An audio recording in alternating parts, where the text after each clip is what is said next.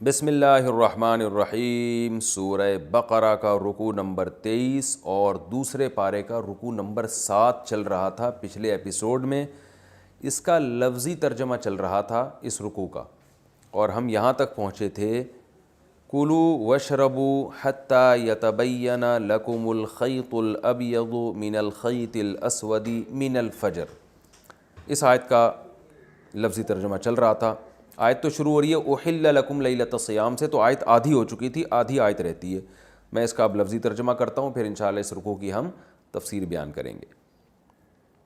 فرمایا وَکُلُوا، اور کھاؤ، وَاشْرَبُوا، اور پیو، یعنی رمضان میں، حتیٰ، یہاں تک کہ یتبین، واضح ہو جائے، تبین بیان سے نکلا ہے، یہاں تک کہ واضح ہو جائے، لکم، تمہارے لیے، الخیط الابیض، خیط عربی میں کہتے ہیں دھاگے کو۔ آپ نے لکھا دیکھا ہوگا سعودی عرب میں خیاط، درزی کو کہتے ہیں خیاط، یعنی دھاگوں سے سینے والا۔ ابیض سفید کو کہتے ہیں۔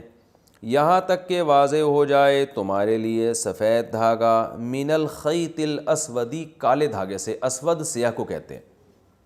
یہاں تک کہ تمہارے لیے سفید دھاگا کالے دھاگے سے جدا ہو جائے، من الفجر، فجر سے، یعنی فجر کے وقت سے۔ ثم، اس کے بعد پھر، اتم الصیام، اتمام یتمم اتمامن، کمپلیٹ کرنا کسی چیز کو، تو اکرم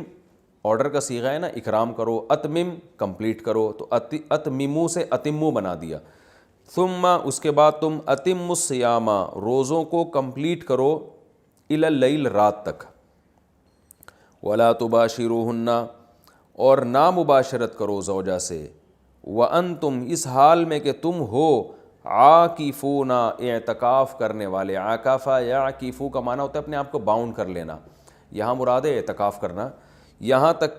اس حال میں کہ تم اعتکاف کرنے والے ہو مسجدوں میں۔ مسجد میں اعتکاف کے دوران زوجہ کے قریب جانے کی اجازت نہیں ہے۔ تلک حدود اللہ، یہ جتنے احکام اللہ نے بیان کیے ہیں اللہ کی حدود ہیں۔ فلا تقربوها، ان حدود کے قریب بھی مت جاؤ۔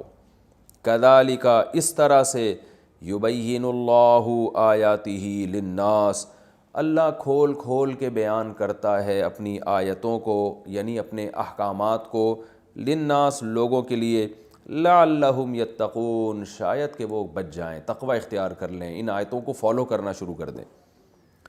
ولا تأکلوا، اور نہ کھاؤ، اکل یأکلوا، کھانا، لا تأکلوا آرڈر ہے کہ نہیں کھاؤ، اموالکم، اپنے مالوں کو۔ اپنے مالوں سے مراد ہے یعنی ایک دوسرے کے، سب اپنے، اس لیے کہا کہ سب، یعنی سب جتنے بھی انسان ہیں دنیا میں سب گویا ایک ہی قسم کے ہیں، تو اس کا مال کھانا گویا اپنا مال کھانا ہے۔ یہ قرآن کی ایک ٹرم میں اصطلاح ہے۔ وَلَا تَأْكُلُوا أَمْوَالَكُمْ، اور اپنے مالوں کو مت کھاؤ، بینکم، اپنے درمیان، یعنی اپنے درمیان اپنے مالوں کو مت کھاؤ، بالباطل، باطل طریقے سے، ناحق طریقے سے مت کھاؤ، وَتُدْلُوا بِهَا إِلَى الْحُكَّامِ، ادلا یا یدلیو، ادلاً کا معنی ہوتا ہے لٹکانا۔ دلو عربی میں کہتے ہیں ڈول کو، جو کنویں کے قریب ڈول رکھا ہوتا ہے نا، اس کو دلو کہا جاتا ہے۔ اور ادلا، ادلا یا اکرما کی طرح، ادلوا، اس کا معنی ہوتا ہے ڈول کو لٹکانا۔ جیسے سورہ یوسف میں آتا ہے نا، ادلا دلوا، جب مسافر آیا تو اس نے کنویں کے قریب سے کچھ مسافر گزرے، تو ایک شخص گیا کنویں کے قریب، فَأَدْلَا دَلْوَهُ، یعنی دلوہ پڑھا جاتا ہے اس کو وقف کی حالت میں، اس نے ڈول لٹکایا تو وہ ایک دم چیخا، یا بشرا ھذا غلام، ہائے خوشخبری، یہ تو ایک لڑکا پڑا ہوا ہے اندر، لڑکا موجود ہے اندر۔ تو ادلا و یدلیو کا معنی ہوتا ہے لٹکانا، اس کو پڑھا جاتا ہے ادلا یدلی۔ تو اور امر، اس کا جو مضارع آئے گا تدلیو، جس کو پڑھا جاتا ہے تدلی، اور جمع آئے گا تدلیو، جس کو پڑھا جاتا ہے تدلو، اور جب نہیں کا صیغہ ہوگا تو لا تدلو، مت لٹکاؤ۔ تو یہ جو ہے نا، لا تأکلوا سے تدلو کا تعلق ہے، مت لٹکاؤ، یعنی لا تأکلوا، مت کھاؤ اپنے مالوں کو ایک دوسرے کے درمیان ناحق طریقے سے، اور اسی پہلے ولا تدلو، اور نہ لٹکاؤ، بہا الی الحکام، اس مال کے ذریعے حکام کی طرف۔ لٹکاؤ کا مطلب یہ ہے کہ جیسے رسی کو لٹکایا جاتا ہے نا، اس سے ایک تعلق بن جاتا ہے، تو مال کے ذریعے حکمرانوں سے تعلق پیدا مت کرو، اس کا حاصل ترجمہ یہ نکلے گا، یعنی مال کے ذریعے جو ہے نا، مال کو لٹکا کے حکمرانوں تک پہنچنے کی کوشش مت کرو.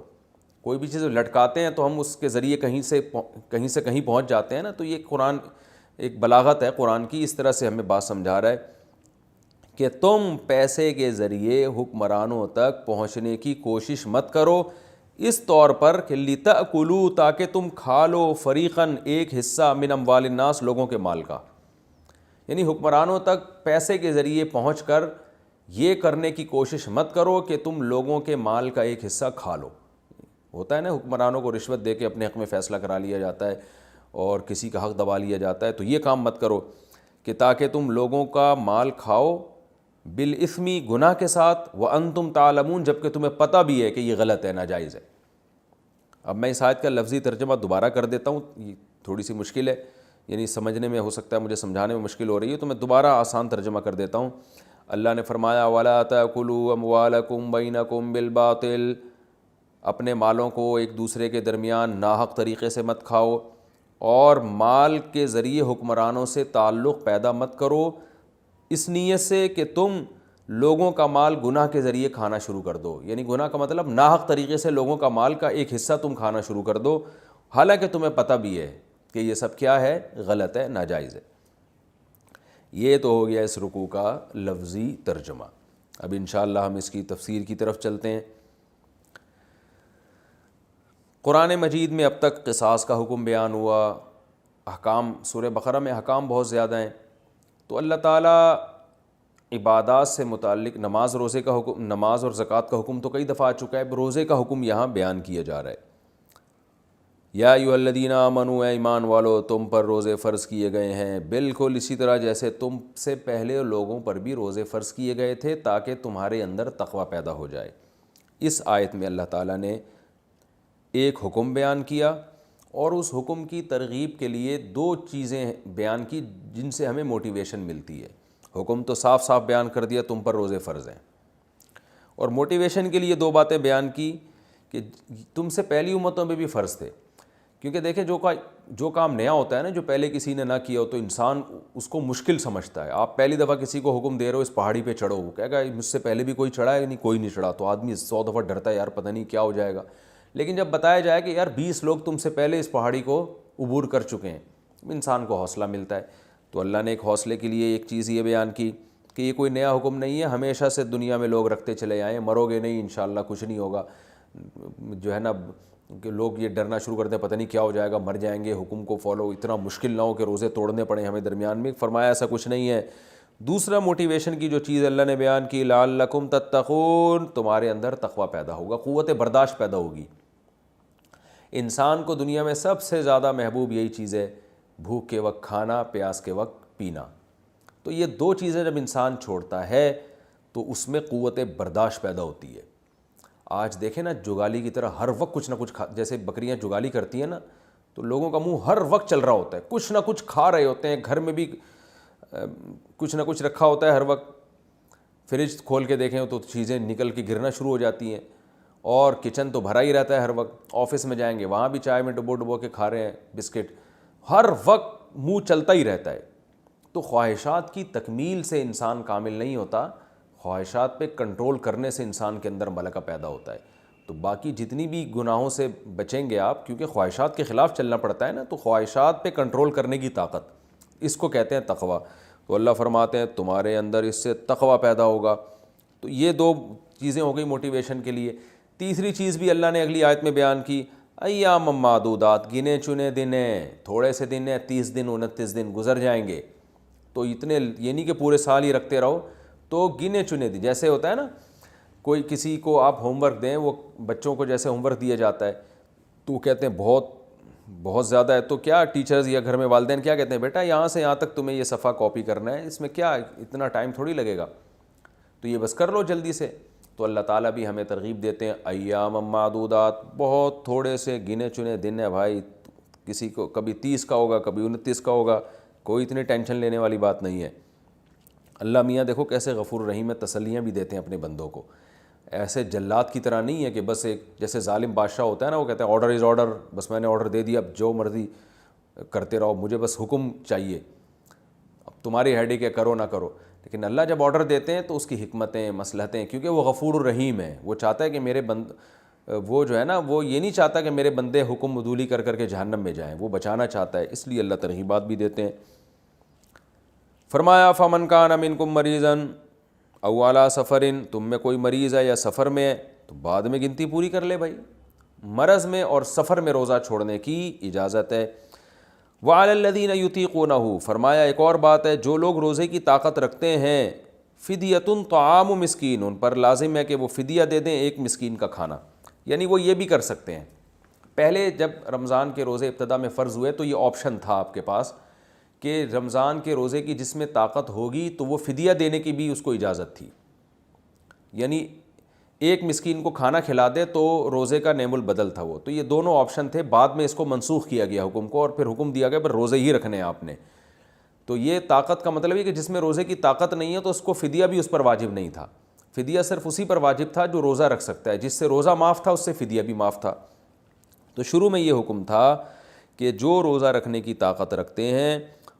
وہ ایک مسکین کے کھانے کا، اور کھانے سے مراد ہے، حدیث سے پتہ چلتا ہے 2 ٹائم کا کھانا، کسی بھی غریب کو 2 ٹائم کا کھانا اگر کھلا دیا جائے تو یہ روزے کا نعم البدل تھا، اور یہ اجازت ان لوگوں کو بھی تھی جو روزہ رکھ سکتے ہیں۔ بعد میں یہ حکم منسوخ کر دیا گیا اگلی آیت میں کہ جو رمضان کا مہینہ پائے گا اس کو روزہ رکھنا پڑے گا۔ ہاں، جو رکھ ہی نہیں سکتا روزے پوری زندگی، اس کا یہ حکم ابھی بھی باقی ہے کہ وہ 2 ٹائم کا کسی غریب کو کھانا کھلا دے۔ تو میں اس کی تفصیل بعد میں انشاءاللہ اور بیان کروں گا، علمی نکات جب میں بیان کروں گا تو اس میں اس مسئلے کو اور میں ڈیٹیل سے بیان کروں گا۔ تو اللہ تعالیٰ فرماتے ہیں طعام، قرآن میں یاد رکھیں طعام مسکین کا جہاں بھی لفظ آتا ہے نا تو ایک دن کا کھانا مراد ہوتا ہے، یعنی مسکین کا کھانے سے مراد ہے کہ ایک دن مسکین کے کھانے کی حاجت پوری کرے۔ اور اسلام میں جو کھانا کا اصل تصور ہے 2 ٹائم ہے، تو 2 ٹائم کسی نے کھانا کھا لیا تو اس کا مطلب اس دن اس کا پیٹ بھر گیا۔ یہ 3 ٹائم جو ہم کھاتے ہیں نا ناشتے والا، یہ بعد میں، یہ تو 100 سال پہلے بلکہ 50-60 سال پہلے مسلمانوں میں اس کا رواج ہوا ہے۔ اس سے پہلے ہمارے باپ دادے بتاتے ہیں کوئی جانتا بھی نہیں تھا ناشتہ کیا ہوتا ہے۔ ناشتے کا لفظ عربی لغت میں ہے ہی نہیں، قدیم عربی میں، جدید عربی میں، قدیم میں ہے ہی نہیں۔ پھر بھی بہرحال ناشتہ کر لیا کریں، کوئی پابندی نہیں ہے، لیکن جو ہمیشہ سے کھانا مسلمان کھاتے آتے رہے ہیں اور جس کا قرآن و سنت میں بھی تذکرہ ملتا ہے، جو نبی کی سنت بھی ہے، وہ 2 ٹائم کا کھانا ہے۔ تو اسی وجہ سے غریب کو ایک دن اگر آپ نے کھانا کھلانا ہے تو اسلام کہتا ہے 2 ٹائم کا کھلا دو کافی ہے، وہ ایک دن کا کھانا سمجھا جائے گا۔ تو فدیۃ طعام مسکین، مسکین کا کھانا، قسم کے کفارے میں 10 مسکینوں کو کھانا کھلایا جاتا ہے تو وہ بھی 2 ٹائم کا، تو اس لیے کہ ناشتہ، ہاں اگر ناشتہ کرا دیا تو پھر شام کو کھانا کھلا دے تو وہ بھی 2 ٹائم کا کھانا سمجھا جائے گا۔ مزید تفصیل میں انشاءاللہ آگے علمی نکات جب بیان کروں گا اس رکوع میں تو اس میں بیان کروں گا اس مسئلے کی۔ فمن تطوع خیرا، اللہ فرماتے ہیں جو اپنی طرف سے اضافہ کرنا چاہے، یعنی ایک کے بجائے 10 مسکینوں کو کھلا دے تو فہو خیر لہ، یہ اس کے لیے بہتر ہے۔ وان تصوموا خیر لکم، لیکن تم روزہ رکھو یہ بہتر ہے۔ یعنی حکم دیا جا رہا ہے کہ رمضان میں تمہیں روزے کے بجائے فدیہ دینے کی بھی اجازت تو ہے، لیکن پھر بھی روزہ رکھنا اس وقت بھی بہتر ہی تھا۔ حکم یہی تھا کہ روزہ رکھو یہ بہتر ہے۔ ان کنتم تعلمون، اگر تم جانتے ہو، یعنی اگر تم سمجھ لو کہ روزے کا کتنا ثواب ہے تو تم روزے کو فوکس کرو گے۔ مسکین کا کھانا ویسے کھلا دیا کرو، روزے کے نعم البدل کے طور پہ نہ کھلایا کرو۔ لیکن یہ حکم منسوخ کیا اللہ تعالیٰ نے بعد میں، اور وہ کیا ہے؟ شہر رمضان الذی انزل فیہ القرآن، رمضان وہ مہینہ ہے جس میں قرآن نازل ہوا۔ اللہ رمضان کی فضیلت بیان کر رہے ہیں کیونکہ اسی میں روزے فرض ہیں۔ ہدی للناس، لوگوں کی ہدایت کے لیے، اور ہدایت کے دلائل کے ساتھ قرآن نازل ہوا ہے، اور حق اور باطل میں جدائی کرنے والا ہے۔ یعنی اتنی مبارک کتاب کے نزول کے لیے بھی ہم نے رمضان کے مہینے کی سلیکشن کی ہے، تو یہ یعنی یہ اس لیے بتایا جا رہا ہے کہ یہ مہینہ پہلے سے مبارک ہے، تو اس مبارک مہینے میں روزہ رکھنے کا حکم دیا جا رہا ہے۔ ہمیں اس میں ہمیں موٹیویشن ملتی ہے کہ اس میں تو روزے کا ثواب اور زیادہ بڑھ جائے گا۔ ایک تو ویسے ہی کہ فرض روزہ ہے اس لیے ثواب ملے گا، دوسرا ہے کہ مقدس مہینے میں اللہ نے اس روزے کو مشروع کیا ہے تو یہ اور زیادہ فضیلت کی بات ہے۔ فمن شہید منکم الشہر، پس جو شخص تم میں اس مہینے کو موجود پائے گا، فلیصم، اسے چاہیے کہ وہ روزہ رکھے۔ یہ لفظ تو چاہیے ہے لیکن یہ وجوب کے معنی میں، پوری امت کا اجماع ہے۔ بعض دفعہ آرڈر اسی انداز سے دیا جاتا ہے کہ آفیسر اپنے ماتحت کو آرڈر کر رہا ہوتا ہے آپ کو یہ چاہیے کہ آپ یہ کام کر لیں، تو یہ چاہیے کا مطلب یہ وہ شوڈ نہیں ہے کہ بس آپ کو آپشن ہے، بلکہ یہاں چاہیے آرڈر کے معنی میں بہت کثرت سے ہر زبان میں استعمال ہوتا ہے کہ آپ کو یہ کرنا ہے۔ تو یہاں بھی اللہ نے حکم دیا فلیصم، اسے چاہیے کہ کیونکہ امر کا صیغہ ہے نا یہ، اسے چاہیے کہ وہ روزہ رکھے، یہ چاہیے وجوب کے درجے میں ہے، اس پر پوری امت کا اجماع ہے۔ ومن کان مریضا، اور تم میں سے اگر کوئی مریض ہے یا سفر میں ہے، فعدۃ من ایام اخر، یہ بات پہلے بھی بیان کی، دوبارہ اس لیے تکرار کیا جا رہا ہے کہ پہلے روزہ فرض نہیں تھا، آپشن تھا کہ آپ فدیہ بھی دے سکتے ہیں، اب چونکہ روزہ ہی کو فرض کیا جا رہا ہے لہذا اس مضمون کو دوبارہ نئے سرے سے لایا جا رہا ہے کہ روزہ فرض تو ہے مگر مریض اور بیمار پر اب بھی فرض نہیں ہے، بلکہ ان پر یہ فرض ہے کہ وہ گنتی پوری کریں، یعنی وہ بعد میں قضا پوری کریں گے۔ ومن کان مریضا او علی سفر فعدۃ من ایام اخر، تم میں کوئی مریض ہے یا سفر پر ہے تو بعد میں گنتی پوری کر سکتا ہے۔ یرید اللہ بکم الیسر ولا یرید بکم العسر، اللہ تم آسانی چاہتے ہیں، تنگی نہیں چاہتے، اگر تنگی چاہتے تو اللہ کہتے ہیں بیمار بھی روزہ رکھے گا مسافر بھی رکھے گا، تو دونوں کو اللہ نے چھوٹ دے دی، بعد میں قضا کر لو۔ وَلِتُكْمِلُ الْعِدَّةَ، اللہ اگر تو آسانی دینا چاہ رہا ہے تو پھر اتنی آسانی دے دیتا کہ مریض سے ہمیشہ کے لیے روزے معاف کر دیتا اور مسافر سے ہمیشہ کے لیے معاف کر دیتا، تو اللہ نے فرمایا نا نا نا نا نا، بعد میں جو میں کہہ رہا ہوں کہ عدت پوری کرنی پڑے گی وہ اس لیے وَلِتُكْمِلُ الْعِدَّةَ، تاکہ گنتی تمہاری پوری ہو جائے، تمہیں بھی پورے 30 روزوں کا ثواب مل جائے، کیونکہ اللہ اگر مسافر پر روزے کی قضا فرض نہ کرتا، بیمار پر قضا فرض نہ کرتا تو بیمار تو اس فضیلت سے محروم ہو جاتے نا، تو وہ تو بعد میں بھی، تو اللہ نے فرمایا کہ تم بھی پورے 29-30 روزوں کی گنتی تو پوری کرو نا، چاہے وہ بعد میں کر لو تو ثواب تو حاصل کرو نا اس کا۔ تو اللہ یہ بھی ایک چاہتے ہیں تمہیں روحانی فضیلت ملے تاکہ تمہارے اندر قوت برداشت پیدا ہو، تو گنتی تمہیں بھی پوری کرنی پڑے گی۔ جو قوت برداشت سے مراد روزے میں جو انسان کے اندر برداشت کی پاور طاقت پیدا ہوتی ہے وہ فضیلت اور ثواب کی فضیلت تمہیں بھی پوری حاصل ہو۔ وَلِتُكَبِّرُوا اللَّهَ، اور اللہ نے تمہیں روزے کا فرض کرنے کا حکم اس لیے بھی دیا تاکہ تم اللہ کی کبریائی بیان کرو۔ عَلَىٰ مَا هَدَاكُمْ، اس حکم پر جس کی اللہ نے تمہیں ہدایت دی ہے، یعنی روزے تم پہ فرض کیے تو تم جب روزے رکھو گے تو تمہیں سکون ملے گا کہ اللہ تو نے ہم، دیکھو یہ علامہ ہداکم کا مطلب یہ ہوا کہ دنیا میں کسی مذہب کے پاس عبادت کرنے کا کوئی خاص طریقہ ہے ہی نہیں، اور اگر کوئی طریقہ ہے تو اس کی کوئی مضبوط دلیل نہیں ہے، تو ہمیں اطمینان ہو گیا ان آیتوں کے نازل ہونے کے بعد کہ بھائی ہم جو رمضان کے روزے رکھتے ہیں بالکل اعلیٰ وجہ البصیرہ رکھتے ہیں کہ روزے کی یہ عبادت بالکل اسی طرح ہے جس طرح ہم پوری کر رہے ہیں، اور اللہ نے ہمیں یہ روزہ رکھنے کا حکم دیا تو ہمیں پورے کانفیڈنس کے ساتھ ایک عبادت کر رہے ہیں۔ تو جب یہ عبادت کمپلیٹ ہوتی ہے تو ہمیں ایک روحانی بھی سکون ملتا ہے، جسمانی سکون بھی ملتا ہے۔ جسمانی سکون تو یہ ہے کہ کھانے پینے کی چھٹی دے دی اللہ تعالیٰ نے، اب روحانی ہے کہ اللہ نے اتنی بڑی عبادت کروا لی۔ تو اس روزے کا نتیجہ کیا نکلے گا کہ ہمیں اللہ کے مزید شکر کی توفیق ملے گی اور ہم اللہ کی کبریائی بیان کریں گے کہ اللہ تیری توفیق سے ہم نے روزے رکھے اور تیری گائیڈنس سے، تیری ہدایت سے ہم نے روزے رکھے، تو ہمیں نہ بتاتا تو ہمیں کیا پتہ چلتا روزہ کیا ہے۔ دیکھیں کتنا سکون ملتا ہے نا رمضان میں انسان جب روزے رکھتا ہے۔ اگر یہ کنفیوژن ہوتی کہ پتہ نہیں اللہ کا حکم ہے بھی یا نہیں ہے، جیسے کہ غیر مسلم جب عبادت کرتے ہیں نا اپنے مندروں میں جا کے اور اپنے گرجا گھروں میں جا کے، تو ان کو اطمینان نہیں ہوتا کہ اللہ اس عبادت سے خوش ہے بھی یا نہیں ہے، کیونکہ وہ تو ان کے کسی پنڈت جی نے بتا دی، کسی روحانی پیشوا نے بتا دی، ان کے پاس کوئی دلیل تھوڑی ہے کہ اللہ نے بتائی ہے۔ جبکہ ہم جب قرآن میں یہ آیتیں پڑھتے ہیں، ہم جب روزے رکھتے ہیں، ہمیں یقین ہے بھائی یہ کسی مولانا صاحب کا حکم نہیں ہے، کسی مفتی صاحب کا حکم نہیں ہے، یہ تو اللہ کا حکم ہے اور قرآن میں لکھا ہوا ہے صاف طور پہ، تو پورے کانفیڈنس کے ساتھ ہم یہ مجاہدہ کرتے ہیں۔ ایسے مجاہدے میں انسان کو اطمینان ہوتا ہے، شدید بھوک شدید پیاس برداشت کرتا ہے تو اسے پتہ ہے بھائی یہ اللہ کی خاطر ہے۔ جبکہ غیر مسلم اگر کوئی ایسا کام کرے گا تو وہ اطمینان ہی نہیں ہے، اس کو پتہ نہیں اس پہ کچھ مل بھی رہا ہے کہ یا میں فضول میں اپنا ٹائم ویسٹ کر رہا ہوں، میں یہ خام خواہ کا مجاہدہ کر رہا ہوں میں۔ تبھی تو آپ دیکھیں بڑے بڑے صحابہ جو بہت کثرت سے روزے رکھتے تھے تو وہ ترستے تھے گرمیوں کے روزوں کو کہ وہ اللہ کے لیے جو پیاس برداشت کرنے کا مزہ تھا، وہ کہتے ہیں کہ وہ مزہ ہمیں محسوس نہیں ہو رہا۔ تو اللہ فرماتے ہیں وَلِتُكَبِّرُوا اللَّهَ عَلَىٰ مَا هَدَاكُمْ، اور اللہ نے جو تمہیں ہدایت دی اس پہ اللہ کی کبریائی بیان کرو، تو مزہ آئے گا اس کبریائی۔ تبھی عید کے دن نبی صلی اللہ علیہ وسلم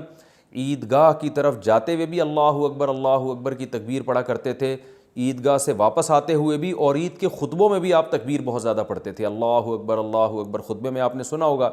عیدین کے جو خطبے ہیں ان میں تکبیر بہت پڑھی جاتی ہے، تو یہ اسی آیت پر عمل کیا جاتا ہے کہ اللہ کی کبریائی بیان ہوگی اس ہدایت پر جو اللہ نے ہمیں دی، وَلَعَلَّكُمْ تَشْكُرُونَ، اور تاکہ تم شکر ادا کرو۔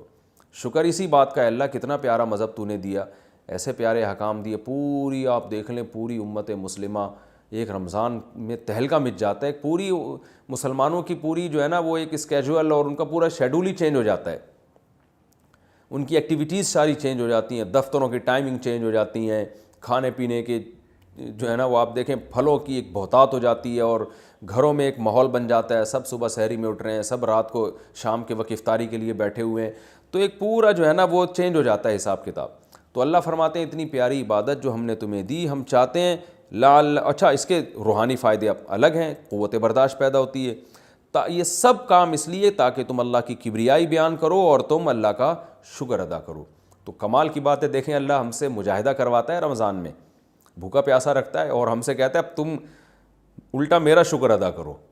ہونا تو بظاہر یہ چاہیے اللہ ہم نے تیرے لیے اتنی عبادت کی تو معاذ اللہ نقل کفر ہونا تو چاہیے، اب اللہ ہمیں نوازے، تو اللہ کہہ رہے ہیں یہ میں نے جو تم سے عبادت کروائی ہے میرا احسان ہے تمہارے اوپر، تو تمہیں اب میرا شکر ادا کرنا ہے۔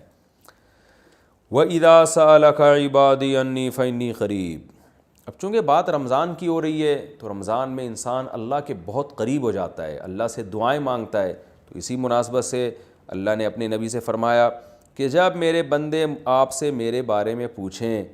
تو آپ ان کو بتا دیں انی قریب، میں تمہارے قریب ہوں، اجیب دعوت الداع، جب بھی کوئی داعی مجھے پکارتا، یہ اصل میں داعی تھا، یا کو حذف کر دیا، جب بھی کوئی پکارنے والا مجھے پکارتا ہے تو میں اس کی پکار کا جواب دیتا ہوں۔ تو رمضان میں اس لیے اس کا رمضان کی مناسبت سے کہ رمضان میں انسان کو دعاؤں کی توفیق زیادہ ملتی ہے، لیکن حکم یہ عام ہے جب بھی پکارو گے میں تمہاری پکار کو سنوں گا، فَلْيَسْتَجِیبُوا لِی، لہذا میری پکار پر بھی تم لبیک کہو، میں جو حکام کہہ رہا ہوں ان کو فالو کرو، وَلْيُؤْمِنُوا بِی، اور مجھ پر ایمان رکھو۔ ایمان رکھنے کا مطلب یہ ہے کہ ہم بسا اوقات اللہ کو پکارتے ہیں، ہمیں لگتا ہے ہماری دعا تو قبول ہو نہیں رہی، تو اللہ فرماتے ہیں مجھ پر تسلی رکھو، میں دعائیں سن کے قبول کر رہا ہوں۔ اب قبولیت کے طریقے مختلف ہیں، کسی کو اللہ وہی چیز دے دیتے ہیں، آپ اللہ سے مال و دولت مانگ رہے ہیں، اللہ یعنی رزق میں وسعت مانگ رہے ہیں تو اللہ رزق میں وسعت دے دیتا ہے۔ بعض دفعہ اللہ تعالیٰ رزق میں وسعت تو نہیں دیتا مگر مزید غربت سے بچا لیتا ہے آپ کو۔ بعض دفعہ یہ ہوتا ہے کہ اللہ کوئی آئی ہوئی آفت آپ سے ٹال دیتے ہیں۔ بعض دفعہ یہ ہوتا ہے کہ کچھ بھی نہیں تو آخرت میں ثواب دے دیتے ہیں۔ تو اب کس کے حق میں دعا کس طرح سے قبول ہوگی یہ اللہ پہ چھوڑ دیں۔ تو اس لیے اللہ فرماتے ہیں وَلْيُؤْمِنُوا بِی، ایمان مجھ پہ رکھو، لَعَلَّهُمْ يَرْشُدُونَ، تاکہ تم سیدھے راستے پہ چلنا شروع ہو جاؤ، کیونکہ یہ سارے کام کرو گے تو تم پھر تم صحیح راستے پہ چلنے والے کہلاؤ گے، ورنہ بہک جاؤ گے، بھٹک جاؤ گے۔ آگے ایک آیت جو ہے اس کا ایک شان نزول ہے۔ جب اسلام میں روزے فرض ہوئے تو حکم یہ تھا کہ افطاری کرنے کے بعد، جب آپ غروب آفتاب کے بعد افطاری کرتے ہیں نا، تو افطاری کرنے کے بعد جب تک آپ دوبارہ سو نہیں جاتے اس وقت تک آپ کو کھانے پینے کی اجازت ہے، اس وقت تک آپ کو کھانے پینے کی اجازت ہے۔ ایک بات، جیسے ہی آپ کی آنکھ لگ گئی دوبارہ اٹھے تو بس اب کھانا پینا آپ پر دوبارہ کیا ہو گیا؟ حرام ہو گیا، یعنی روزہ آپ کا شروع ہو گیا۔ ایک حکم تو یہ تھا۔ دوسرا یہ تھا کہ جیسے روزے کی حالت میں زوجہ سے ہم بستری کی اجازت نہیں تھی، اسی طرح رمضان کی راتوں میں بھی زوجہ کے قریب جانے کی اجازت نہیں تھی، اور اس پر کفارہ تھا کہ 60 روزے مسلسل رکھنے پڑیں گے آپ کو۔ تو بعض صحابہ سے یہ کوتاہی ہو گئی۔ ایک صحابی رسول اللہ صلی اللہ علیہ وسلم کے پاس ہے، بڑا دلچسپ واقعہ ہے، ان سے رمضان کی رات میں اپنی زوجہ سے ہم بستری ہو گئی، تو آپ صلی اللہ علیہ وسلم نے فرمایا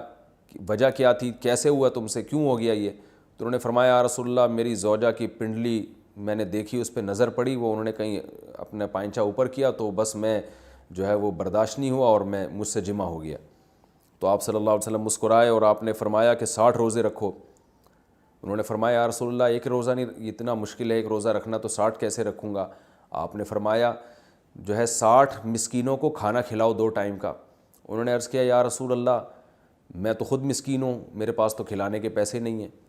تو اب اسلام میں اصل حکم تو یہ ہے کہ اگر روزے کی حالت میں آپ زوجہ سے ہم بستری کر لیں تو لگاتار 60 روزے رکھنے پڑتے ہیں۔ اس کی اگر استطاعت نہیں، یعنی آپ بوڑھے ہیں، بیمار ہیں، تو پھر آپ 60 مسکینوں کو 2 ٹائم کا کھانا کھلائیں گے۔ اس کی استطاعت نہیں ہے تو اب کچھ نہیں کرنا، اب یہ انتظار کرنا ہے کہ جب استطاعت پیدا ہو جائے تو 60 مسکینوں کو کھانا کھلانا ہے آپ نے، ورنہ بیٹھے رہیں آرام سے۔ لیکن نبی صلی اللہ علیہ وسلم نے ان کی دل جوئی کے لیے اور کہ چلو کچھ تو تھوڑی بہت ان کو سزا ملے، تو آپ صلی اللہ علیہ وسلم نے ان کو حکم دیا کہ اچھا چلو 60 مسکینوں کو کھلا بھی نہیں سکتے، غریب ہو، تو پھر ایسا کرو کہ صحابہ کو حکم دیا اچھا پھر انہوں نے فرمایا کہ آپ صلی اللہ علیہ وسلم نے فرمایا کہ ٹھیک ہے، صحابہ کو حکم دیا ان کے لیے کچھ چندہ کرو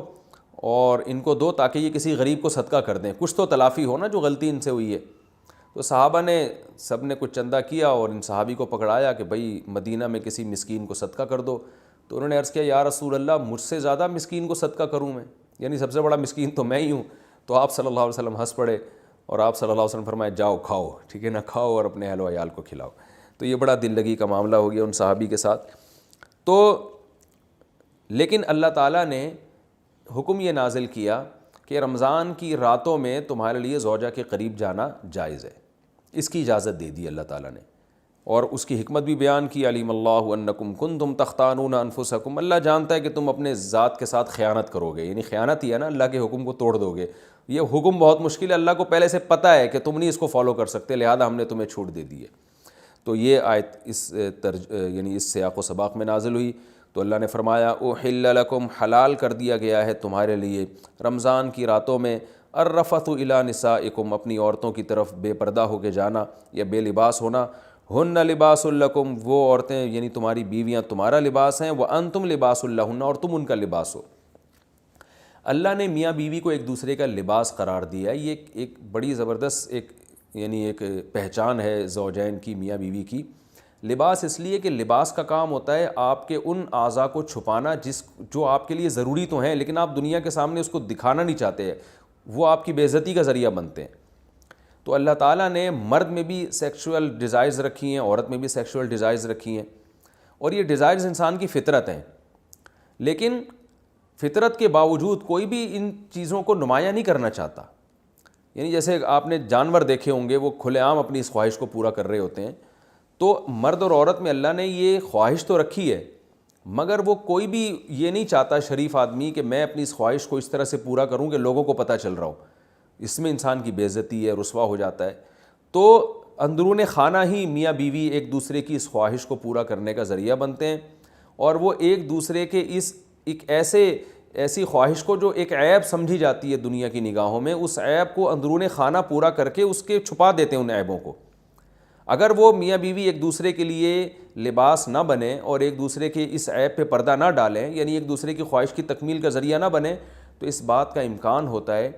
کہ یہ دونوں مرد بھی اور عورت بھی کسی اور طریقے سے اپنی خواہش پوری کر کے دنیا کے سامنے ذلیل اور رسوا ہو جائیں۔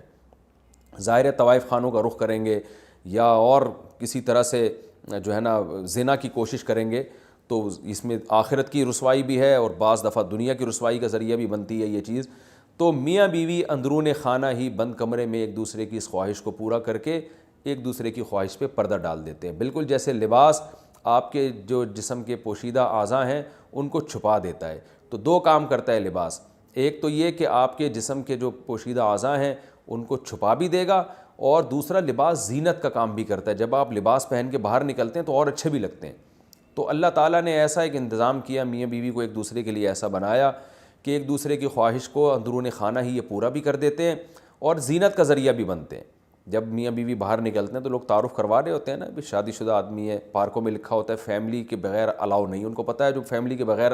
ہوتا ہے وہ قابل عزت نہیں ہوتا، فیملی والا آدمی قابل عزت ہوتا ہے۔ تو وہ زینت کا ذریعہ بھی بنتے ہیں کہ بھائی شادی شدہ آدمی ہے، بال بچوں دار آدمی ہے، بال بچوں والا آدمی ہے، تو زینت اس لحاظ سے بھی کہ لوگوں کو اس سے خطرہ بھی کم ہوتا ہے، وہ ایسی اوباش لڑکوں جیسی حرکتیں بھی یعنی حرکتیں بھی نہیں کرتا، اور زنا سے بھی بچ جاتا ہے وہ، تو اس لحاظ سے بھی لوگوں کو اس سے خطرہ نہیں ہوتا۔ تو ہر لحاظ سے ایک دوسرے کی زینت کا ذریعہ بنتے ہیں اور ایک دوسرے کی عیبوں پہ پردہ ڈالنے کا ذریعہ بنتے ہیں۔ تو یہ ایک اللہ تعالیٰ نے پہچان کروائی ہے، اور اس میں اللہ نے عورت کا ذکر پہلے کیا، مرد کا بعد میں کیا، اس میں کیا حکمتیں ہیں، یہ ایک لمبا ٹاپک ہے، میں بیانات میں ذکر کر چکا ہوں، پھر تفسیر میں اس طرح کی باتیں ہوں گی تو بہت لمبی تفسیر ہو جائے گی۔ آگے اللہ نے فرمایا علیم اللہ انکم کنتم تختانون انفسکم، اللہ کو پتہ ہے تم اپنے نفس کے ساتھ خیانت کرو گے۔ خیانت کا مطلب جب اللہ کے حکم کو توڑو گے تو اپنے ساتھ ہی خیانت ہے نا یہ، تو اللہ کو پتہ ہے کہ تم اس حکم کو فالو نہیں کر سکتے، یعنی رمضان کی راتوں میں بھی ہم پابندی لگا دیں تو پورا مہینہ زوجہ سے دور رہنا تمہارے لیے بڑا مشکل ہو جائے گا، اس لیے اللہ نے حکم دے دیا فتاب علیکم، اللہ تم پر متوجہ ہوا، وعفا عنکم، اور جو کوتاہی تم میں سے ہو چکی ہے، ان صحابی سے کوتاہی ہوئی تھی اللہ نے معاف کر دی، فالآن، پس اب تمہیں اجازت ہے، باشروہن، ان سے تم ہم بستری کر سکتے ہو، یعنی رمضان کی راتوں میں۔ وَابْتَغُوا مَا كَتَبَ اللَّهُ لَكُمْ، اور وہ اولاد تلاش کرو، وہ چیز تلاش کرو جو اللہ نے لکھ دی ہے تمہارے لیے، یعنی اس سے مراد ہے اولاد۔ تو اب یعنی زوجہ کے قریب اس نیت سے جاؤ کہ تمہیں اولاد ملے۔ تو یہاں بھی کچھ باتیں، پہلی سوال یہ پیدا ہوتا ہے کہ جب اللہ نے اس حکم کو منسوخ ہی کرنا تھا، اللہ تعالیٰ نے رمضان کی راتوں میں زوجہ سے ہم بستری کی اجازت دینی ہی تھی، تو پھر پہلے پابندی کیوں لگائی جب منسوخ ہی کرنا تھا؟ تو مشرکین یہ اعتراضات کیا کرتے تھے کہ قرآن ایک بات پہ معاذ اللہ قائم کیوں نہیں رہتا، منسوخ کیوں کر دیتا ہے؟ اس کا مطلب ہے کہ یہ اللہ کا حکم نہیں ہے بلکہ یہ تو نبی نے اپنی طرف سے بنایا ہوا ہے، کیونکہ نبی جو ہے نا وہ حکم چینج کرتے رہتے ہیں۔ تو یاد رکھیں ایسا نہیں ہے، قرآن جب کسی حکم کو منسوخ کرتا ہے تو قرآن میں پہلے گزر چکا نا، ما ننسخ من آیت او ننسیھا ناتی بخیر منھا او مثلھا۔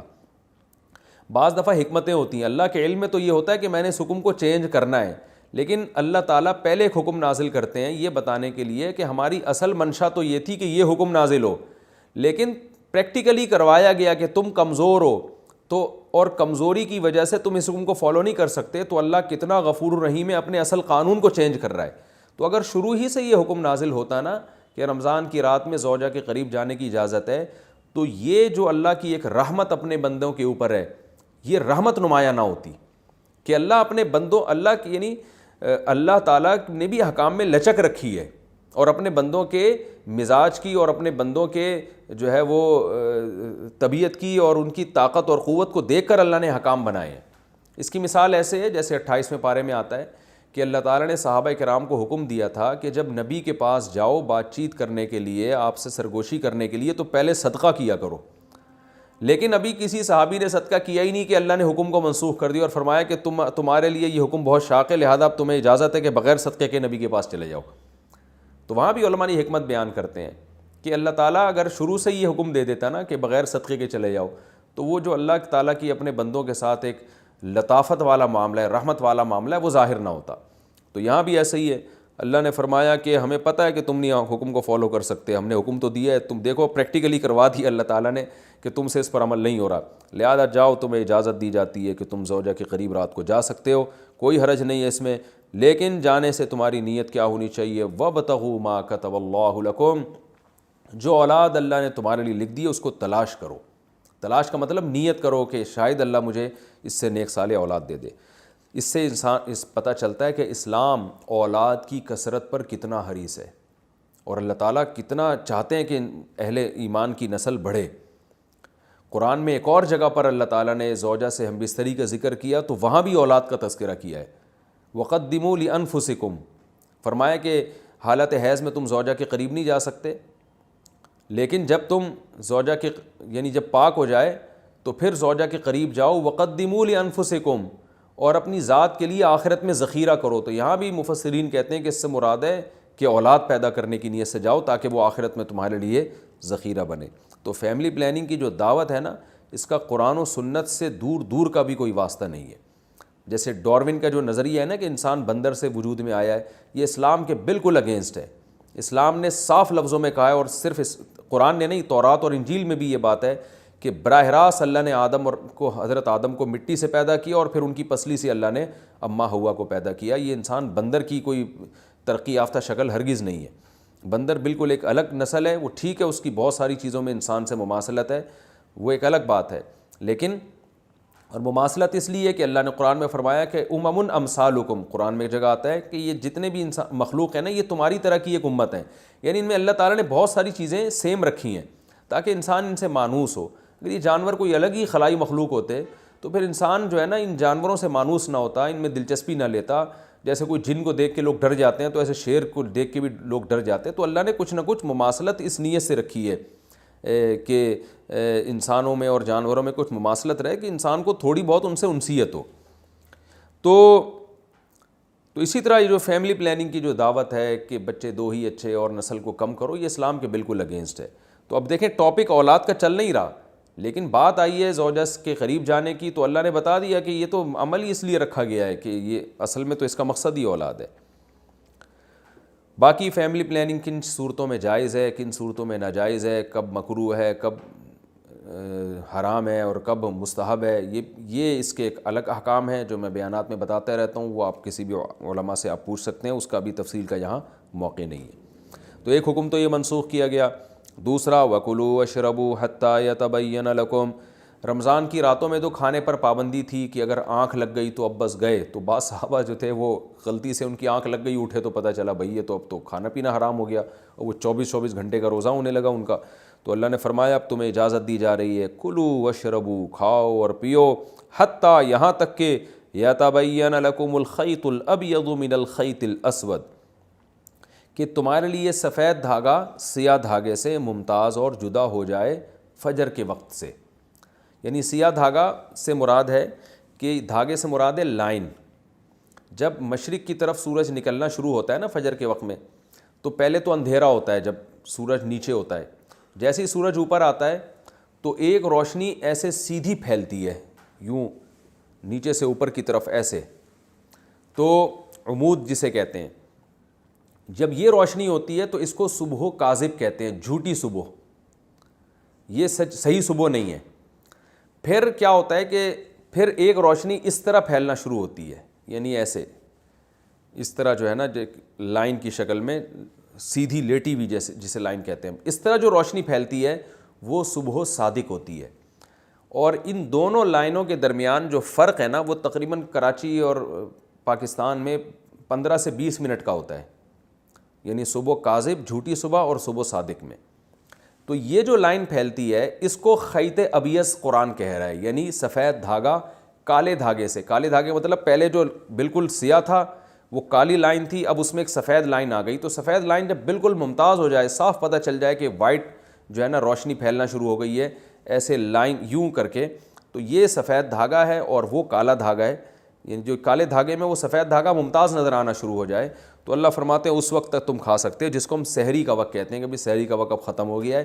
سحر کا وقت، اور اب جو ہے صبح کا وقت شروع ہو گیا اور فجر کی نماز کا وقت بھی شروع ہو گیا، جس کو عربی میں فجر کا وقت بھی کہتے ہیں۔ تو یہ من الفجر جو ہے نا یہ کب نازل ہوا؟ پہلے تو اتنی آیت نازل ہوئی تھی کہ تمہارے لیے سفید دھاگا سیاہ دھاگے سے ممتاز ہو جائے، تو یہاں بھی اللہ نے ایک اپنی رحمت کا معاملہ کیا، کیونکہ یہ کنایا ہے صبح صادق سے۔ تو ہوا یہ کہ ایک صحابی بیچارے رات کو بیٹھ گئے، وہ اپنے تکیے پہ نا ایک کالا دھاگا اور سفید دھاگا رکھ کے، اور صبح دیکھنے لگے کہ جب یہ دونوں میں فرق پتہ چلے گا تو میں کھانا پینا بند کر دوں گا۔ تو نبی صلی اللہ علیہ وسلم نے ان کو فرمایا کہ بھئی اس سے مراد صبح صادق ہے، یہ نہیں کہ واقعی سفید دھاگا لے کے بیٹھ جاؤ۔ تو پھر اللہ تعالیٰ نے من الفجر کا لفظ بھی آسمان سے نازل کیا، صرف من الفجر یہ لفظ نازل ہوا کہ اس سے مراد کیا ہے؟ فجر۔ ثم اتموا الصیام الی اللیل، تو اس وقت تک تم کھا سکتے ہو، اس کے بعد مکمل کرو روزوں کو رات تک۔ رات سے مراد غروب آفتاب ہے، اصل میں تو رات عشاء کے وقت سے داخل ہوتی ہے، لیکن غروب آفتاب کو بھی عربی میں یعنی سورج جب غروب ہو جائے تو اس کو بھی رات کا وقت کہہ دیا جاتا ہے مجازن۔ تو اس میں پوری امت کا اجماع ہے سوائے شیعہ حضرات کے، وہ جب ستارے طلوع ہوتے ہیں تو اس وقت وہ کرتے ہیں، ورنہ پوری امت جو اہل سنت والجماعت کے چاروں مکاتب فکر ہیں، حنفی، مالکی، شافعی، احمد بن حنبل اور صحابہ کرام، یہ سب اس پر تقریباً متفق ہیں کہ غروب آفتاب کا وقت ہے اصل، اور نبی صلی اللہ علیہ وسلم سورج مکمل غروب ہوتے ہی روزہ کھول لیا کرتے تھے۔ تو اللہ نے اجازت دے دی کہ اس وقت تک جو ہے نا روزے کو مکمل کرو۔ وَلَا تُبَاشِرُوهُنَّ وَأَنْتُمْ عَاكِفُونَ فِي الْمَسَاجِدِ، اور مسجدوں میں جب تم ہو اعتکاف میں تو پھر زوجہ کے قریب مت جاؤ۔ یعنی اللہ تعالیٰ نے رمضان کی راتوں میں تو زوجہ کے قریب جانے کی اجازت دے دی، تو اس سے یہ وہم ہو سکتا تھا کسی کو کہ بھئی ٹھیک ہے ہم اعتکاف میں اگر ہیں تو رات میں اللہ نے تو اجازت دی ہے تو اب چلو اعتکاف سے نکل کے گھر سے جا رہے ہیں بیگم سے ملاقات کرنے کے لیے، کوئی ان کو روک رہا ہے بھائی اس کی اجازت نہیں ہے، تو کہے اللہ نے تو قرآن میں کہا ہے کہ رمضان کی راتوں میں تمہیں اجازت ہے، تو اللہ نے بتا دیا کہ اعتکاف والوں کو اجازت نہیں ہے۔ اعتکاف میں اگر کوئی زوجہ سے ہم بستری کر لے گا تو وہ روزہ اس کا ٹوٹ جائے گا، اور صرف ہم بستری نہیں، اور جو ہم بستری کے مقدمات ہیں بوس و کنار وغیرہ اس کی بھی اعتکاف میں اجازت نہیں ہے۔ تلک حدود اللہ فلا تقربوها، یہ اللہ کی حدود ہیں، ان کے قریب مت جاؤ۔ اس طرح اللہ اپنی آیتیں لوگوں کے لیے کھول کھول کے بیان کرتا ہے تاکہ لوگ تقوی اختیار کریں۔ اور یہ آخری آیت کا ترجمہ کر دیتا ہوں، یعنی تھوڑی تفسیر بیان کر دیتا ہوں، اس کے بعد پھر انشاءاللہ اس پورے رکوع کے صرف علمی نقطے رہ جائیں گے، وہ میں اگلے ایپیسوڈ میں بیان کروں گا۔ وَلَا تَأْكُلُوا أَمْوَالَكُمْ بَيْنَكُمْ بِالْبَاطِلِ، اور ایک دوسرے کا مال ناحق طریقے سے مت کھاؤ۔ جتنے غلط طریقے کسی کا مال کھانے کے ہیں سب کو حرام کر دیا، اور ایک طریقے کو اللہ نے خاص طور پہ ہائی لائٹ کیا ہے، وہ کیا ہے کہ براہ راست بعض لوگ نہیں کھاتے، حکمرانوں کو، تھانے والے کو، ایس ایچ او صاحب کو، ڈی ایس پی صاحب کو پیسے کھلا کے بھی لوگوں کا مال کھا رہے ہوتے ہیں، اپنے حق میں مقدمہ کروا رہے ہوتے ہیں. تو اللہ فرماتے ہیں حکام کو پیسوں کی لالچ دے کے، پیسوں کے ذریعے خریدنے کی کوشش مت کرو کہ تم اس کے ذریعے لوگوں کا مال کھانا شروع کر دو، یہ بھی حرام ہے. وانتم تعلمون، جب کہ تمہیں پتہ ہے کہ یہ کتنا بڑا جرم ہے. اللہ نے مال ناحق کھانے کو کتنا بڑا جرم قرار دیا، تو رشوتیں دے کے بھی کسی کے مال کو ناجائز ہتھیانے کی کوشش مت کرو. یہ اس رکوع کا لفظی ترجمہ بھی ہو گیا، اس کی مختصر تفسیر بھی ہو گئی. اگلے ایپیسوڈ میں انشاءاللہ اس رکوع سے جو ملنے والے اسباق ہیں میں مختصراً ان کو نمبر وار بیان کروں گا. اس کے بعد ہم انشاءاللہ اگلے رکوع کی طرف چلیں گے. اللہ تعالیٰ سمجھنے کی، عمل کرنے کی توفیق عطا فرمائے. وما علینا الا البلاغ.